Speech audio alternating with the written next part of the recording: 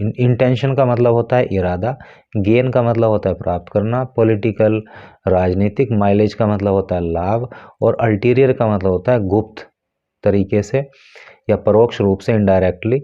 Motives का मतलब आप जानते हैं, उद्देश्य। हेलो फ्रेंड्स, ये जो न्यूज़ है ना, ये बॉलीवुड एक्टर परेश रावल को लेकर है। एक्चुअली उनके ऊपर कोई एफआईआर दर्ज हुई थी, उसी से संबंधित न्यूज़ है।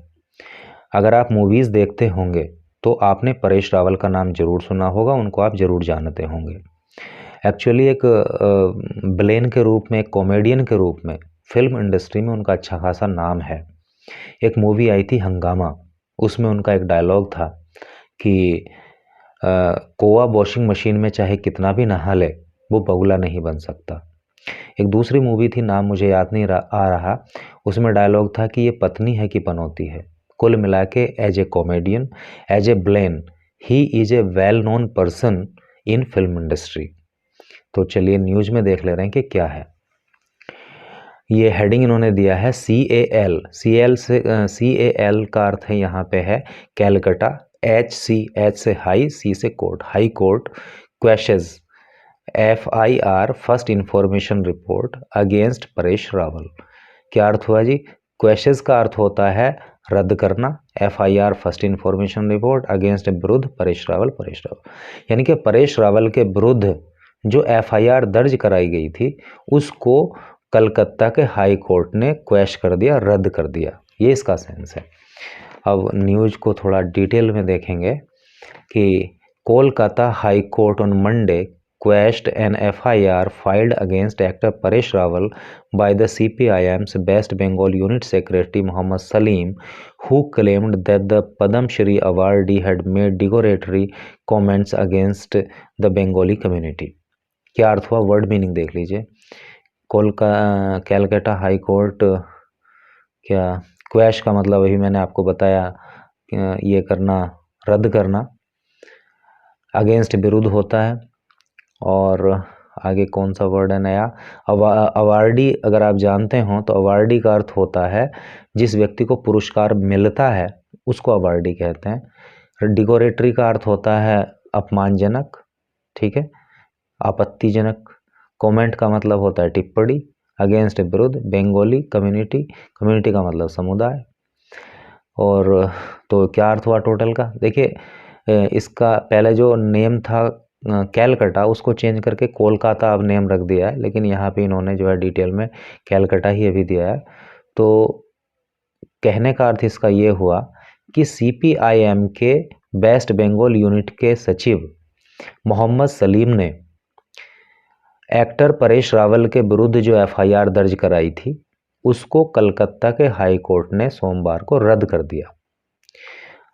आगे इसमें लिखा है, और इस FIR में जो है ये कहा गया था कि जो पद्मश्री अवार्डी हैं, यानी कि जिनको पद्मश्री पुरस्कार मिला है, यानी कि परेश रावल, तो उन्होंने बंगाली कम्युनिटी के खिलाफ कोई आपत्तिजनक टिप्पणी की है, आपत्तिजनक उन्होंने बयानबाजी की है। ये इसका सेंस है। आगे देखिएगा। The court noted that Rawal, who had moved a petition before it seeking quashing of the FIR, has already given clarifications and tendered an apology over the speech in question। क्या अर्थ हुआ? The court noted, court ने note किया, court ने जाना, समझा, that Rawal who had moved a petition before, कि रावल ने जो है मूव किया है, मूव मीन्स होता है मतलब यहाँ पे कार्रवाई से मतलब है उसका। एक पेटिशन का मतलब होता है याचिका, बिफोर पहले से ही, सीकिंग खोजना, क्वैश मीन्स होता है वही रद्द करना, FIR तो आप जानते ही हैं फर्स्ट इंफॉर्मेशन रिपोर्ट, ऑलरेडी पहले से ही, क्लैरिफिकेशन का अर्थ होता है स्पष्टीकरण, एंड और टेंडर का मतलब देना, महसूस करना होता है, एपोलॉजी का अर्थ होता है क्षमा, over the speech in question. क्या अर्थ हुआ कि कोर्ट ने ये नोट किया कि जो परेश रावल हैं उन्होंने जो ये FIR को रद्द करने के लिए एक पेटिशन दी है, जो एक याचिका दी है, उससे पहले ही उन्होंने अपने बयान को लेकर क्लैरिफिकेशन दे दिया था।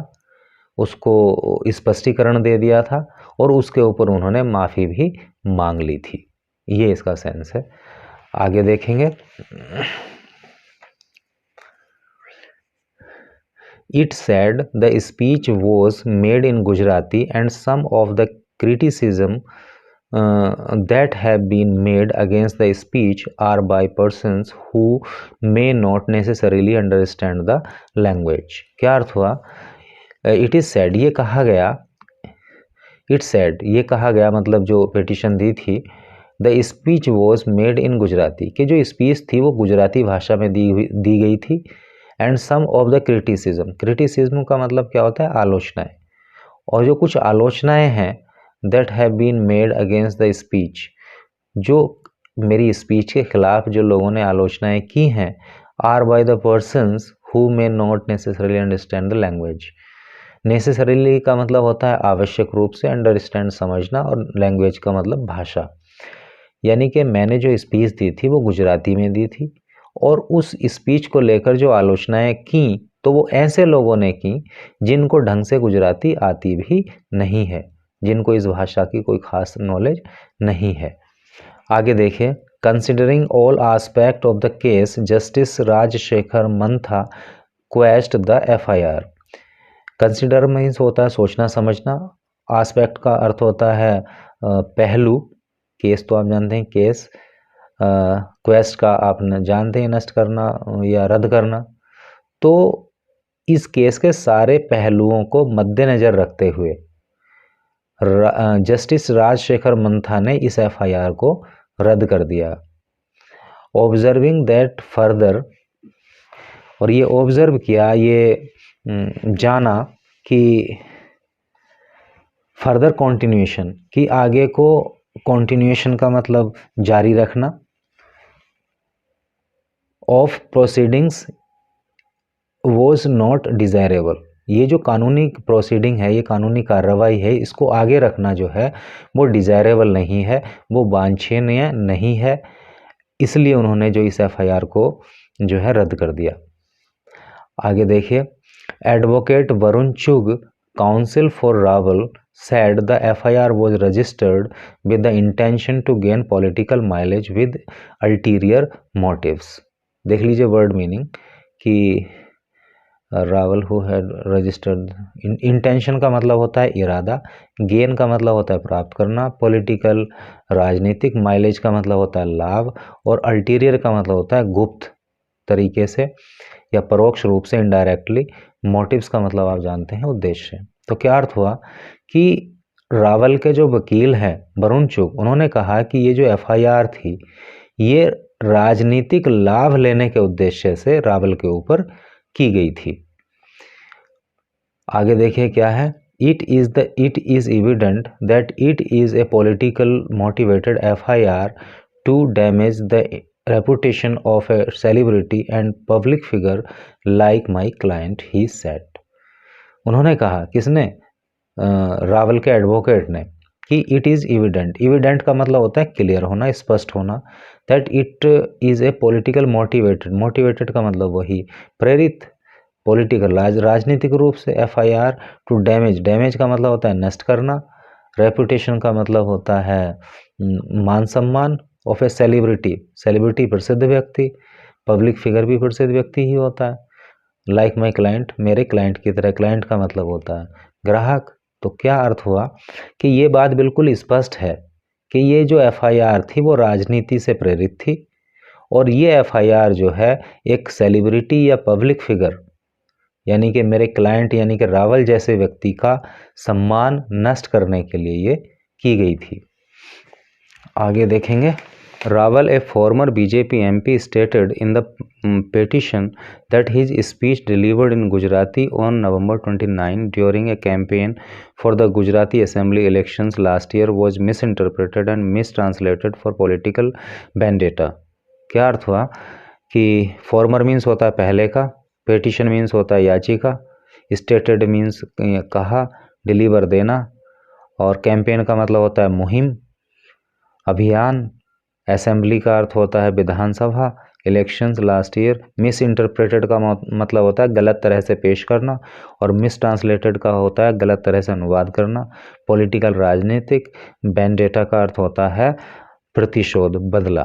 तो क्या अर्थ हुआ इसका कि भारतीय जनता पार्टी से एमपी रहे रावल ने अपनी पिटीशन में कहा कि मैंने 29 नवंबर को गुजराती भाषा में अपनी स्पीच दी थी, और कब दी थी, जब गुजरात में जो है असेंबली इलेक्शंस थे पिछले साल, तो उसी चुनावी कैंपेन में जो है मैंने ये स्पीच वहाँ पे दी थी, जिसको लोगों ने क्या किया, मिस इंटरप्रेट किया, उसको गलत तरह से पेश किया और मिस ट्रांसलेटेड, और उसका अनुवाद गलत तरह से किया फॉर पॉलिटिकल वेंडेटा।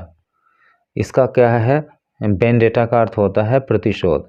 मुझसे राजनीतिक बदला लेने के लिए, राजनीतिक प्रतिरोध लेने के लिए लोगों ने मेरी स्पीच को गलत तरह से पेश किया, ये इसका अर्थ है। आगे देखेंगे। He maintained that he has given clarifications on his statement and apologized on December 2, the same date when Salim filed an FIR at Taltala police station in Kolkata. He maintain उन्होंने जारी रखा, कहा कि क्लैरिफिकेशन अभी मैंने आपको बताया, स्पष्टीकरण, स्टेटमेंट कथन, अपोलोजाइज माफ़ी मांगना, दिसंबर 2।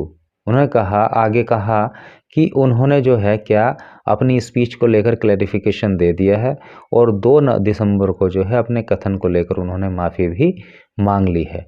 The same date when Salim filed an FIR at Taltala police station in Kolkata.